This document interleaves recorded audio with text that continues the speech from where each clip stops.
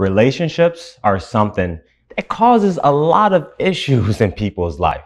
Some people feel like they're in a relationship that's draining them. They don't know how to get out of it. Some people they're in an amazing relationship that's fulfilling them. But sometimes they kind of feel like this relationship is great, but how do I get other things in my life to work alongside my relationship as well?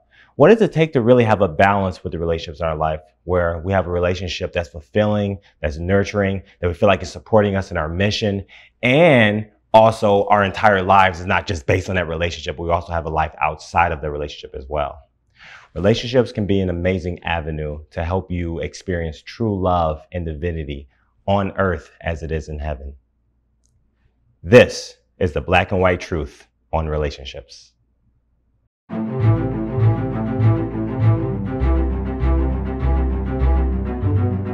All it takes is the courage to be ourselves unapologetically.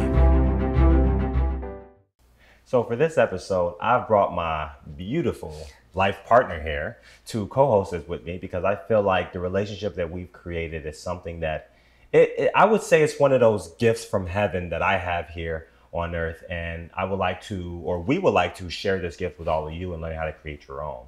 So Sky Wagner, my love, how are you doing? I'm doing good. Good. Kind of tell them about yourself a little bit. Okay, so my name is Sky Wagner. I am a women's empowerment coach. I love to connect in and help women get in touch with themselves and have that show up through their self-image and their self-expression and improve their self-love. I also do a lot of things with my life partner, Alan. We have a lot of community things that we do together, actually. Yeah. We're called around town as kind of like a power couple. We're a power couple. Yeah. And we always say that the source of our power and our power coupleness is empowering others, right? Our relationship is fulfilling for ourselves. And if we can use our relationship to also help others, through their own relationships or through their confidence or whatever it is, I feel like anything that we do, we always make it a way to share God's message. Mm-hmm. And that's what we're here to do for you. So the first question that we've gotten, we're going to answer 5 questions today that a lot of people's been asking, 5 of the most prominent questions. And the first question is, what is the purpose of relationships? What is the purpose of relationships? So what is your perspective on that? My perspective of it is the purpose of relationships is to have someone that you can team up with so that you're not alone. Mm-hmm. I firmly believe that there's strength in having a team. But I feel like, especially when it comes to intimate and romantic relationships, it's important that you have someone that you can love in that way that also supports you in the rest of your life and all other aspects of your life. But also, I think a huge purpose of it is growth and understanding. You're connecting very deeply with another person, and that often brings about a lot of growth in yourself. Yeah, I love that. And I definitely want to zoom in on that growth aspect of it. From my perspective, a major purpose of relationships is for us to experience those sides of ourselves that we could easily avoid when we're alone. Yeah. You see what I'm saying? Yeah. It's like there's those sides of ourselves that we just don't want to see, so we just put ourselves into this little bubble. But I've realized that when being in a relationship, every aspect of you comes up in that relationship. And now you have a level of responsibility of being yourself, growing through yourself, and then having that side of you come up with another person in that relationship dynamic.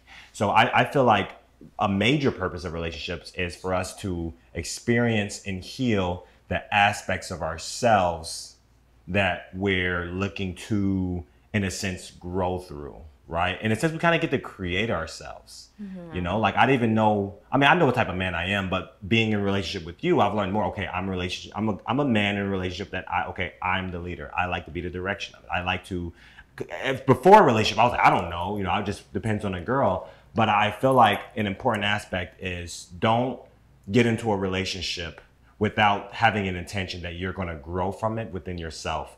And that means having a level of vulnerability of like, this is where I'm at right now. Like when I was first in my relationship with Sky, in the early parts, I was like, listen, I have trouble trusting, surrendering and trusting that my partner's not going to hurt me or whatever the case may be, right? I just had trust issues.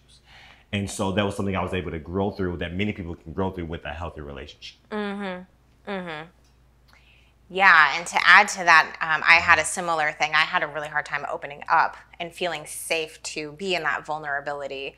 And I think a relationship, if you can't get it anywhere else, you definitely can in a relationship. And I think it's important in relationships too that you recognize that, like, while you're also growing, you're supporting the other person in their growth too. Amen. And that's the first question that many people asked.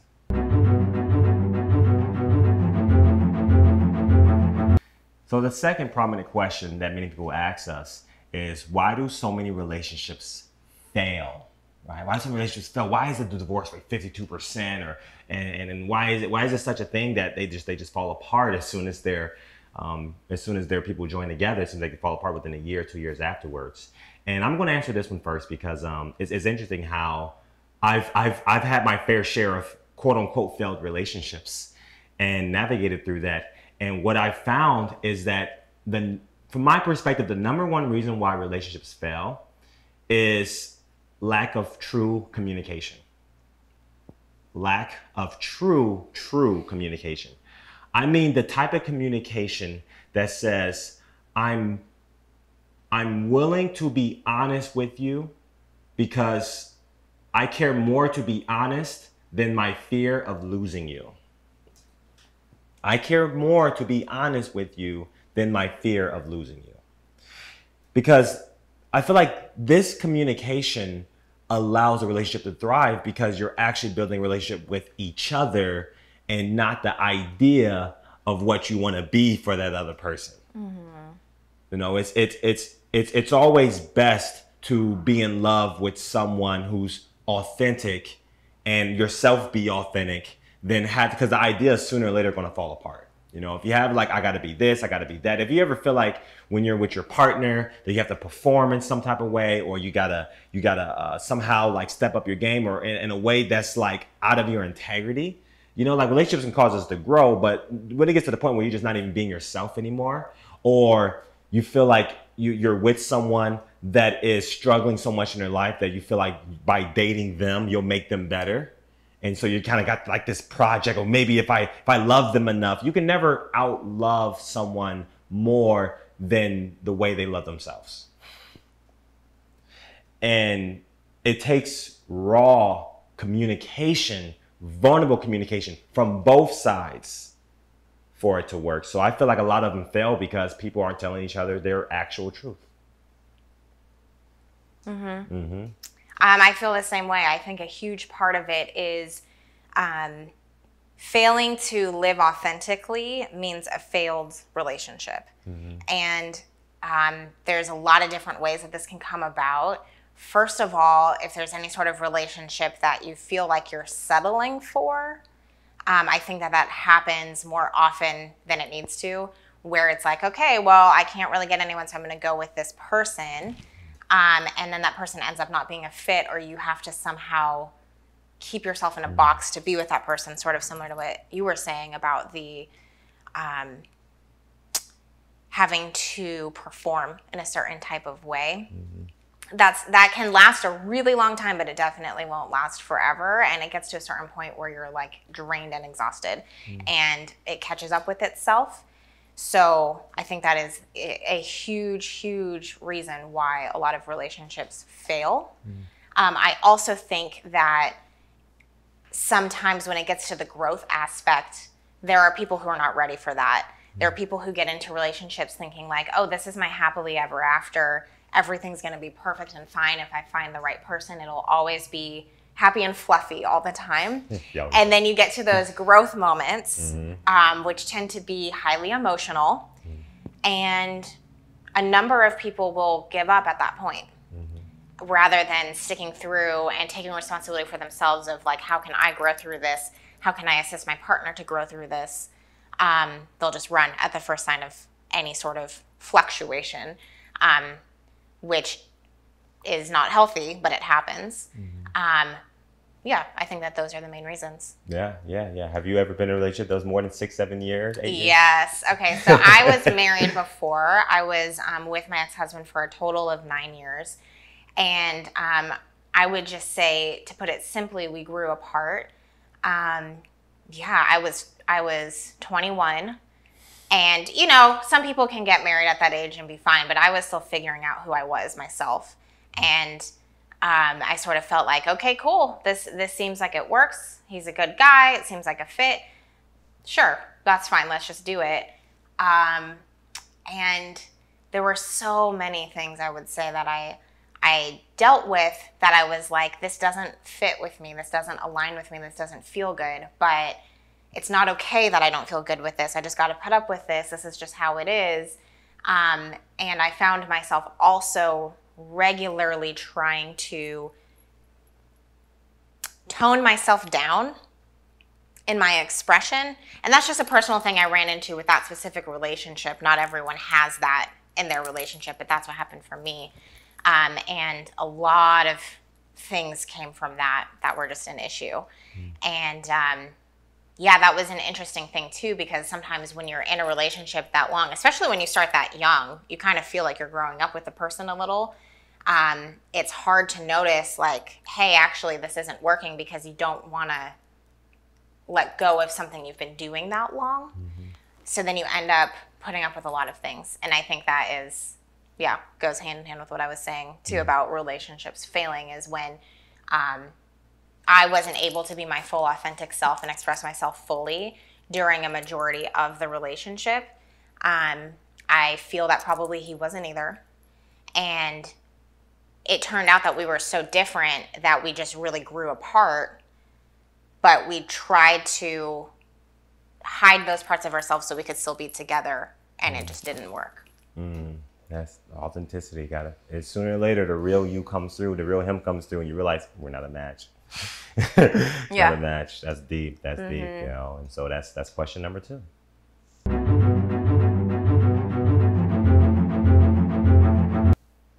So our third prominent question that we get asked about relationships is, how do you know when you're in a relationship you're meant to be in? Right? How do you know when it's actually the right relationship? Because sometimes, you know, we don't know. It feels good, it feels amazing, but what are the actual parameters to know that this is what you're meant to be in, right? And I'll start my perspective with when I first saw Sky. When I first saw her, my first thought, I even told her this, I'm like, you look like my girlfriend. You know, I'm like, you look just like my girlfriend. Like everything that I've imagined. If you guys seen a previous episode on Black and White Truth on Being Single, I did all of that. And in my mind, I had this image, like this energetic image of like who my love was, who was meant to be by my side. And the moment I saw you, I was just like, you look just like my girlfriend. It fits every description, the energy, the absolutely everything. So I think that one of the first signs that you know is meant to be is there's a level of familiarity with the person, a level of, okay, this feels like a match. This feels like I belong with this person. It can come as like extreme excitement. Extreme excitement can be there as well. But for me, it was more of a, yeah, this feels very familiar. Okay, she matches with me perfectly. Another thing that I've also observed that you know you're with the right one is that you love each other, but at the same time, they have the things that trigger you so perfectly, and it's almost too perfect. And you get to a place where you're like, oh my goodness, like I love her so much, but there's also this thing she's triggering, because I've realized that our perfect partner has almost like the key to the trigger within us to allow us to heal through, that God's been trying to get us to heal through for the last few years, probably all of our lives. So you know it's your perfect partner when, as much as you love them, you can go that much into like with them.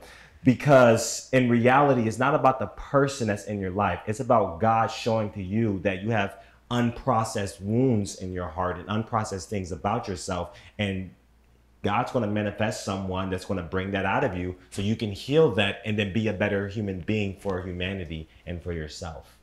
You know, so it's a level of it fits perfectly, and also they trigger you perfectly. And also they're willing to have those conversations with you that's meant to be had. You know, if you have someone that just triggers you or whatever, and they're not willing to talk about it, they avoid it, they're not letting you express yourself, that they don't have the communication, then yeah, then it's just a nuisance. It's just a nuisance then, you know, if they just that.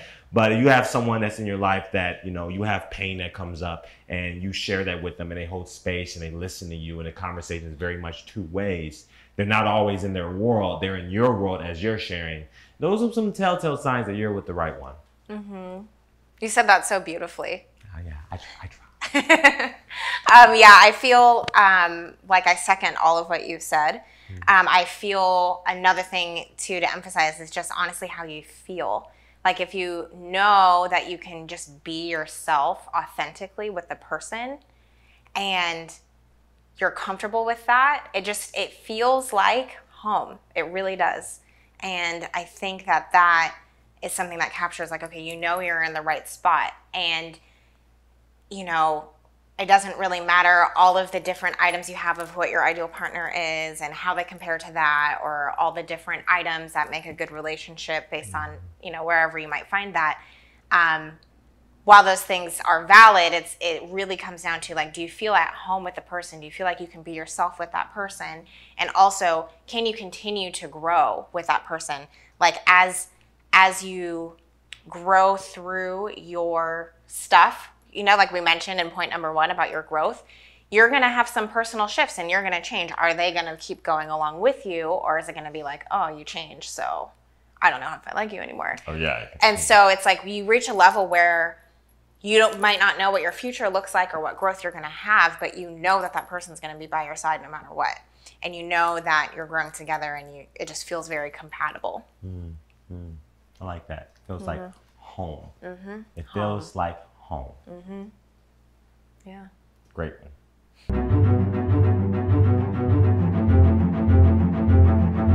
So the next question that is very prominent that people ask is, how do you know when it's time to end a relationship? How do you know when it's time to end?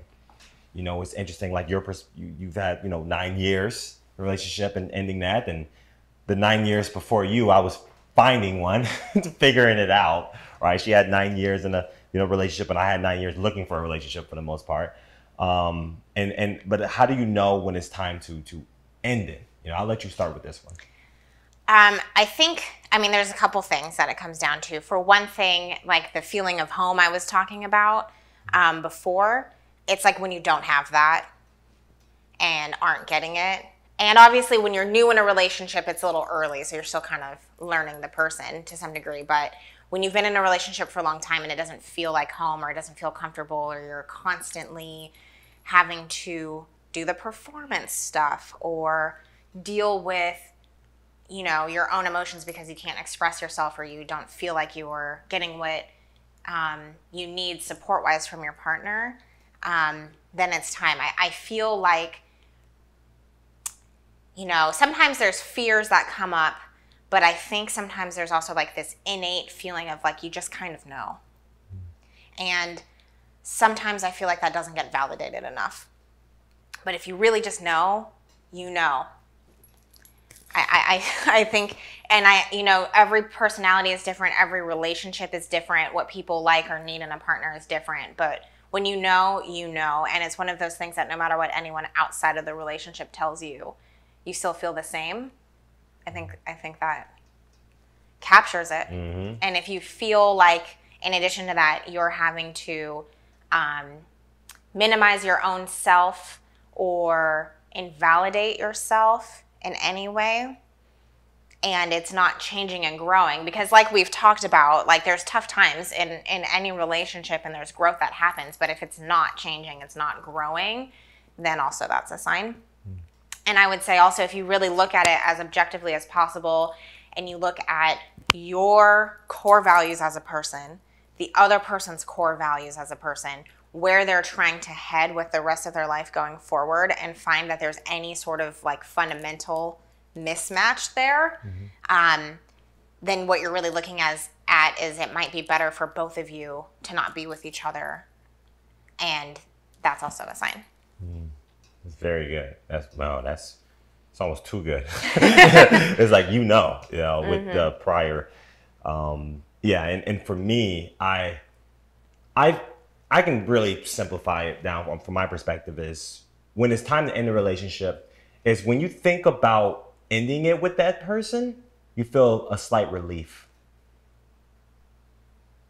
If you feel like a relief with the idea of breaking up with them, then that's definitely a telltale sign. It's definitely telltale. There's like this, and sometimes people won't even allow themselves to even feel that, no, this is wrong. Our families are together. We got kids together. And that's another huge thing. If you have kids together, then that should actually accelerate your ability to end the relationship, because you want to set an example for your children of what does it look like to speak your truth and live in your integrity. Are you going to set an example that, you got to be stuck with something for the sake of an idea? Or do you want to teach your kids that not everything may go the way you think it should go, but if you express your truth and you're authentic to yourself, it'll always turn out for the best? So what example are you teaching your kids? Give them the example of truth, the example of authenticity, not living in a lie for the sake of an idea of what does a happy family look like. A happy family looks like happy people first. And if you're not happy in that family, then you're not a happy family. You're a freaking the Addams family, which they act on TV set, which is cool, but offset, they probably all different things going on, right? Do you want to be the Addams family, or do you want to be a happy person and create an actual happy family for your kids to experience? How you doing? So all in all, that is the perspective. That is the perspective on when it's time to end a relationship.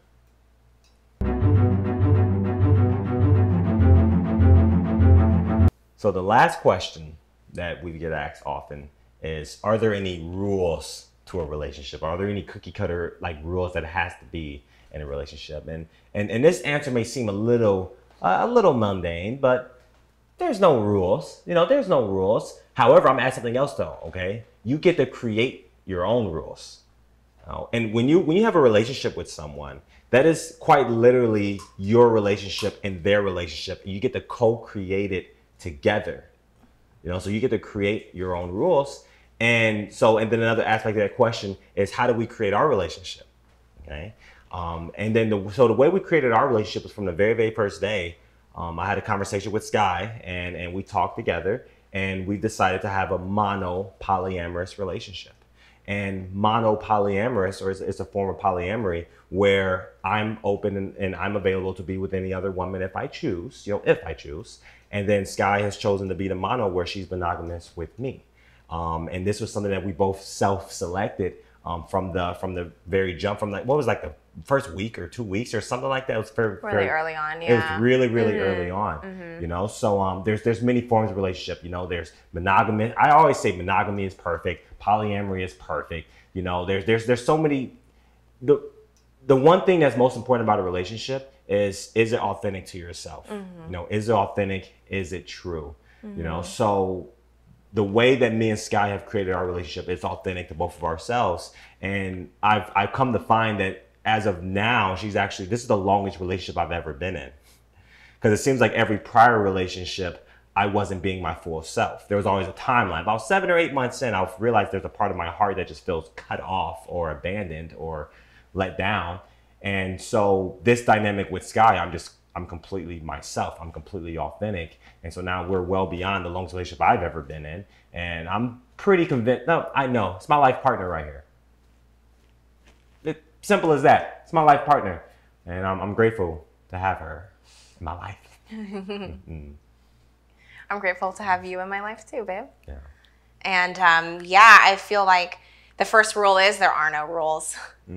I feel like, I don't know, that's probably in a movie somewhere, but it really does seem like that. It's like whatever works for you and your partner. I think sometimes people come in with these cookie cutter rules and it ends up being very like restrictive for people. And then it also makes it so that you're comparing your relationship to other people's relationships and you're like, oh, well, we're not happy, or we must not be a good relationship because we're not having the same rules as, this other couple or my parents or whatever. And I think the most important thing is you establish early on what is important and what your values are, and what your boundaries are. Like, what are the deal breakers? What are the things that are absolutely non-compromise, not going to work? Yeah. And I think it's important to have that conversation early on, so you know what you're getting into and you're not like blindsided by anything. And so I think that, you know, for us, we have agreed upon priorities in our relationship as well, which is our state of being. And I think that is a really beautiful thing, is like, what's the priority? And so our priority is like, how do we feel? How is our state of being? And I love that, because then it's like, you know, we can decide based on like, how does that make us feel? Are we going to do X, Y, and Z thing? Well, how do we feel about that? And, you know, and that's very stabilizing, in my opinion, also to just know that that's the case, I would say. And I think just it's important to, you know, have agreements with each other. Like, we have our agreements, but we also honor each other as individuals. Because I think a lot of times what happens is people will get into a relationship and then essentially lose themselves in each other and start being like, wow, now that person's the center of my entire life. Or everything I go to, that person also has to come because we're dating now, and that's what that means. Or, you know, whatever. We have a very easy flow. We have our time together. We have our time apart. You know, we have our date nights. I have my girls' nights. You know, it's just, it's a beautiful thing that we've worked out. But that's kind of what it comes down to, is like, yeah, there's no cookie cutter rules or checklist or anything for any relationship. It's just, what's the honest, authentic truth of the person? What are the core values, and what are the priorities? I love that. Ooh, that's really good. Core values, priorities. Oh, and I remember something you mentioned before is even in a dynamic relationship, like, I'm not trying to make you be poly and you're not trying to make me be just monogamous, you know? And so it's like I love you the way you are, and you love me the way I am. Yeah. Right? Yes, of course, babe. Just a little bit for the haters out there. This is definitely a dream of a relationship for me, for the both of us. Yeah, for both of us. I mean, for me, for sure. I never, you know, I've always, as a little girl, grew up fantasizing about what being in love would feel like. And then when I first became an adult, I kind of gave up on that idea. And then I met Alan, and I was like, oh, it's real. True love and being in love with someone is real. And I think that there really is someone out there for everybody. So no matter what's happened, your person is out there. That is. And that's what it is, you know. Your partner, she gets to be authentically herself. I get to be authentically myself. We've been together long enough now to the point where it's like, okay, I'm home. We're home with each other. You know, and whatever that grows into, I know one thing it's going to do is it's going to impact the planet. You know, I still believe in fairy tales. I'm living in a fairy tale. You know, I don't care. I watched Aladdin, you know, like I watch all them Disney movies, you know, and I feel like the one thing that those Disney movies did that probably was detrimental was, you know, every relationship looked kind of pretty much the same, right? And different dynamics, different methods, but the same principle. I think what makes it a fairy tale is you get to live your own fairy tale life and then share it with that person. Your relationship can be the thing that makes it a fairy tale. You have to be living your own fairy tale life, and you share that in your relationship, which is the key core authenticity. Yes, exactly. And that goes along with a state of being. How we prioritize that. It's also like loving yourself, so that you're not like attached to or relying on the other person to fill in that self-love for you. When you fully love yourself and show up as a fully self-loved, we're now taking 100% and 100% and combining that to 200% versus 50-50 and 100. And I think it's important. Cool beans, cool beans. That's the last question.